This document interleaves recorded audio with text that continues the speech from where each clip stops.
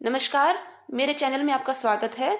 इस वीडियो में हम करेंगे metals and non metals chapter 4 के सभी क्वेश्चंस। चलिए शुरू करते हैं। फर्स्ट क्वेश्चन है, which of the following can be beaten into thin sheets. इनमें से कौन सा जो एलिमेंट है उसको हम शीट्स में पीट पीट कर पतला कर सकते हैं। ऑप्शंस हैं A zinc, B phosphorus, C sulphur, D oxygen. देखिए इनमें से ऑक्सीजन क्या है, हवा है, सल्फर नॉन मेटल है, फॉस्फोरस भी पाउडर फॉर्म में होता है, तो बचा जिंक। इनमें से सिर्फ हम जिंक को ही बीट करके पतले पतले थिन शीट्स में कन्वर्ट कर सकते हैं। क्वेश्चन नंबर 2 है, which of the following statement is correct. इनमें से कौन सी स्टेटमेंट ठीक है। ऑप्शन ए है, ऑल मेटल्स आर डक्टाइल, कि सभी मेटल्स डक्टाइल्स होते हैं। All non metals are ductiles. Option C है, generally metals are ductiles. D है, सम मेटल्स आर डक्टाइल्स। देखिए आंसर होएगा कि जनरली मेटल्स आर डक्टाइल्स, क्योंकि हर मेटल डक्टाइल नहीं होता। ये आपने पहले भी देखा था। इसके कुछ ना कुछ एक्सेप्शन है, जैसे सोडियम, वो डक्टाइल नहीं होता। आगे है question number 3, fill in the blanks. A phosphorus is a very blank non metal. Phosphorus क्या है, एक वेरी रिएक्टिव नॉन मेटल है, ये बहुत ही रिएक्टिव है। Metals are blank conductor of heat and, metals क्या होते हैं, वो अच्छे कंडक्टर होते हैं। They are good conductor of heat and electricity. Heat के भी और इलेक्ट्रिसिटी के भी गुड कंडक्टर्स होते हैं। अगला क्वेश्चन है, iron is reactive than copper. Iron क्या है, ऑप्शन आएगा या तो कम रिएक्टिव होएगा या ज्यादा रिएक्टिव होगा। हमने चैप्टर में देखा था, जब हम एक्टिविटी कर रहे थे तो आयरन ने कॉपर सल्फेट को डिस्प्लेस कर दिया था, उस पे कॉपर को, और वो ठीक है, तो आयरन क्या है, ज्यादा रिएक्टिव मेटल है। डी है, metals react with acid to produce hydrogen gas. देखिए एसिड में क्या होगा, मान लो अगर हमने सल्फ्यूरिक एसिड लिया है तो metal plus sulphuric acid, sulphuric acid का फॉर्मूला है H2SO4, तो उसकी जो हाइड्रोजन है उसको रिप्लेस कर देगा और मेटल उसके साथ रिएक्ट कर देगा। अगला क्वेश्चन है हमारा question number 4, mark T if the statement is true and F it is false. Generally non metals react with acid, कि जो नॉन मेटल्स हैं वो एसिड के साथ रिएक्ट करते हैं, नहीं, वो नहीं रिएक्ट करते। बी है, sodium is a very reactive metal. हाँ, हमने चैप्टर में भी देखा था कि जो सोडियम है वो काफी रिएक्टिव मेटल है।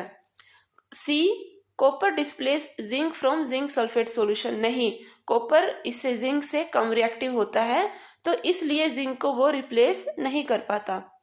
डी है, coal can be drawn into wire. नहीं, कोल को भी हम वायर्स में नहीं कर सकते।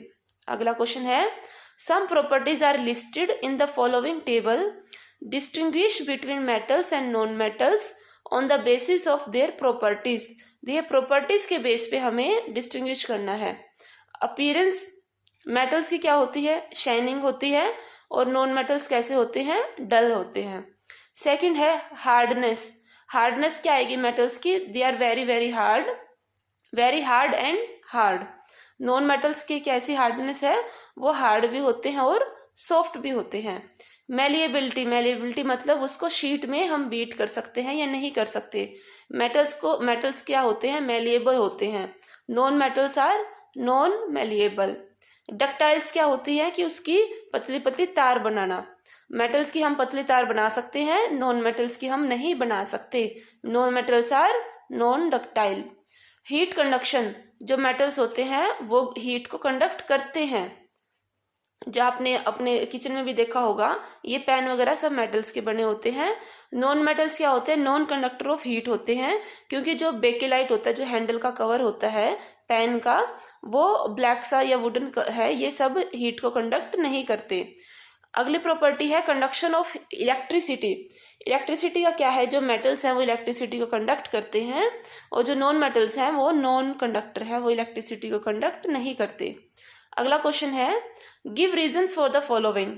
ए, aluminium foil are use to wrap food item. Aluminium foil को फूड आइटम्स को रैप करने के लिए क्यों यूज किया जाता है। देखिए अभी हमने क्वेश्चन 5 में भी देखा था कि जो एल्यूमिनियम है वो एक मेटल है और वो हाईली मेलिएबल है, मतलब उसको पतली पतली शीट्स में हम कन्वर्ट कर सकते हैं, इसलिए उसके फूड रैप करना उससे आसान हो जाता है। हमारा आंसर है Aluminium is a highly malleable metal and it is very easy to make aluminum foil in comparison to other metals.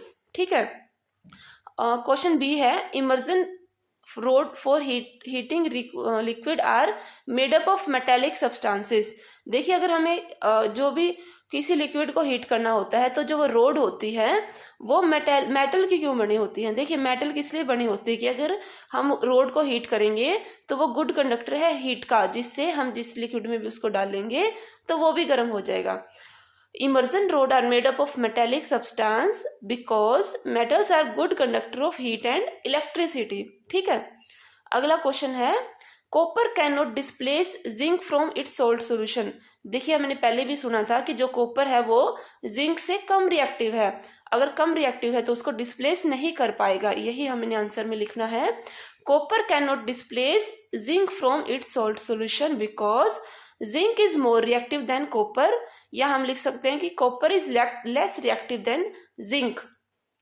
अगला क्वेश्चन है, sodium and potassium are store in kerosene.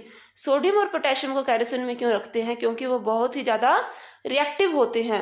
वो ऑक्सीजन और पानी के साथ रिएक्ट कर देते हैं या उनमें आग लग जाती है. ठीक है, यही हमने आंसर में लिखना है. Sodium and potassium metals are very reactive because they react with oxygen and water easily. So sodium and potassium are always stored in kerosene. Question number 7. Can you store the lemon pickle in an aluminium utensil? Explain. देखिए, lemon pickle को aluminium के utensil में क्यों नहीं रख सकते? क्योंकि lemon में क्या होता है, खटास होती है, वो खट्टे होते हैं. उसका जो एसिड है वो एल्यूमिनियम जो मेटल है उसके साथ रिएक्ट कर देगा. मेटल और अगर एसिड रिएक्ट करते हैं तो हाइड्रोजन गैस प्रोड्यूस होती है, तो वहां पे रिएक्शन की वजह से हमारा अचार खराब हो जाएगा, इसलिए हम उसको स्टोर नहीं करते. आगे है question number 8. Match the substances given in column A with uses given in column B. देखिए, गोल्ड का क्या काम होता है? ऑप्शन है थर्मामीटर में यूज होता है. नहीं, थर्मामीटर में हम मरकरी का यूज करते हैं. बी में है इलेक्ट्रिक वायर. देखिए, गोल्ड की इलेक्ट्रिक वायर नहीं बनाते क्योंकि काफी कॉस्टली होता है. सी है रैपिंग फूड. देखिए, फूड को रैप करने में हम एल्यूमिनियम का यूज करते हैं. फोर्थ है ज्वेलरी. हाँ, हम आपने अपनी मम्मी को भी देखा होगा कि झुमके, अंगूठी या जो नेकलेस है वो गोल्ड के डालते हैं. तो ए को हम मैच करेंगे ज्वेलरी के साथ. अब ए का है सेकंड आयरन. आयरन का हम क्या काम करते हैं? देखिए, ऊपर वाले 4 में से ऑप्शन कुछ भी नहीं था, बचा है मशीनरी और फ्यूल. आयरन का हम यूज करते हैं मशीन्स को बनाने में. ठीक है, आगे है एल्यूमिनियम. एल्यूमिनियम का हमें पता ही, हमें फूड रैप करने में उसका यूज करते हैं, रैपिंग फूड इसका आंसर है. कार्बन. कार्बन क्या है? कार्बन एक अच्छा फ्यूल है. कार्बन के काफी, जैसे कोल, पेट्रोलियम वगैरह, ये सब कार्बन की ही बनी होती है. ये एक अच्छा फ्यूल है. कॉपर. कॉपर की क्या बनती है? इलेक्ट्रिक वायर्स बनती है. मरकरी, ये थर्मामीटर में यूज होता है. आगे चलते हैं. Question number 9. What happens when dilute sulfuric acid is poured on a copper plate? देखिए, अगर कॉपर प्लेट के ऊपर सल्फ्यूरिक एसिड को हम डालेंगे तो क्या होगा?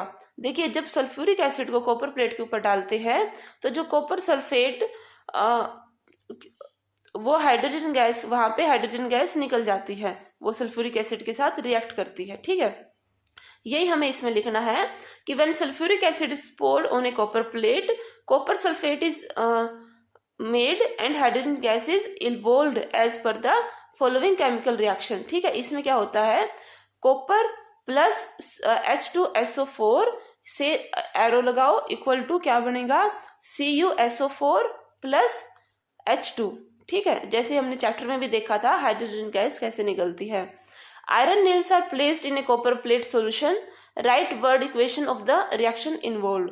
देखिए, आयरन नेल्स को जब कॉपर सल्फेट में रखेंगे तो आयरन क्या होएगा? उससे ज्यादा रिएक्टिव होएगा. आयरन कॉपर को डिस्प्लेस कर देगा डिस्प्लेसमेंट रिएक्शन से और उसकी जगह ले लेगा और वो आयरन सल्फेट बना देगा. उसकी वजह से कॉपर अलग निकल जाएगा. यही हमें इसमें लिखना है. Iron plus copper sulphate solution, arrow क्या बनाएगा? Iron sulphate. आयरन क्योंकि ज्यादा रिएक्टिव है कॉपर से, कॉपर की वो जगह आ जाएगा और कॉपर को वो बाहर निकाल देगा.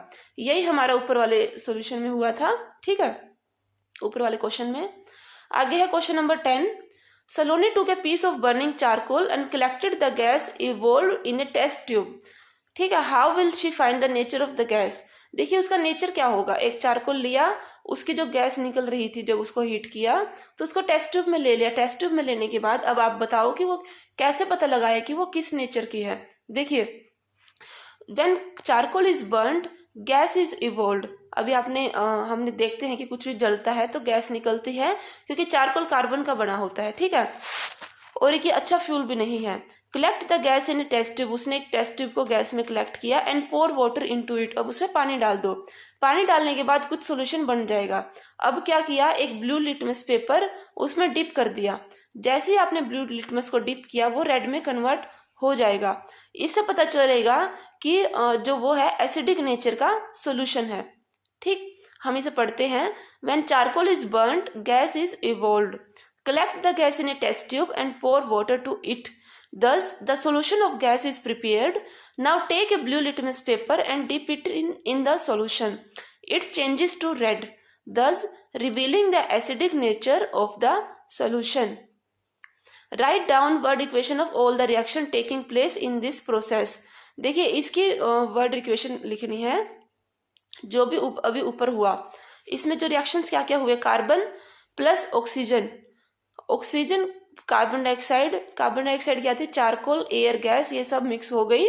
इससे क्या बना, कार्बन डाइऑक्साइड और वाटर कार्बोनिक एसिड। ये क्या हुए, एसिडिक इन नेचर हुए। ठीक है, आपको समझ में आ गया। कार्बन, ऑक्सीजन और कार्बन डाइऑक्साइड के साथ जब रिएक्ट करेंगे तो कार्बन डाइऑक्साइड गैस निकलेगी और वाटर प्लस कार्बोनिक एसिड निकल जाएगा। उसका नेचर क्या होएगा, एसिडिक नेचर होएगा। आगे चलते हैं, question number 11। One day Rita went to a jewellery shop with her mother. Her mother gave her gold jewellery to the goldsmith to polish. The next when they bought the jewelry bag, she found that there was a slight loss in the weight. Can you suggest a reason for the loss in weight? देखिए रीटा की mummy अपनी jewellery को देख आई सुनार के पास और जब उसको वापस लेके आई ताकि पॉलिश हो जाए तो उसका वेट कम हो गया था। देखिए ऐसा इसलिए हुआ क्योंकि जो ज्वेलर था उसने ज्वेलरी को एक एसिडिक सॉल्यूशन में डिप कर दिया। जैसे ही एसिडिक सॉल्यूशन में डिप किया तो जो उसकी आउटर कवरिंग है मैटर की वो उसने गोल्ड को डिसॉल्व कर लिया। डिसॉल्व करने के बाद उसको वो उसका वेट उसको कम लग रहा था, ये रीजन है। द ज्वेलरी, आंसर लिखते हैं, the jewellery dipped the jewelry in the solution of the acid which react with the outer covering of the metal. In the process gold dissolve in acid, thus there is a net loss of weight in the metal of ornament. ठीक है, अब वो थोड़ा सा dissolve हो जाता है तो वो नीचे चला जाता है तो जिससे मेटल में थोड़ा सा वेट कम हो जाता है। आई होप कि आपको मेरा वीडियो अच्छा लगा होगा। प्लीज़ मेरे चैनल को लाइक करें, शेयर करें और सब्सक्राइब भी करें और मेरी बाकी वीडियोस भी देखें, हिस्ट्री, हिंदी, ज्योग्राफी और बाकी मेरी लगभग हर सब्जेक्ट पे आपको वीडियोस मिल जाएंगे। आप प्लीज़ उनको भी देखें। Thank you for watching.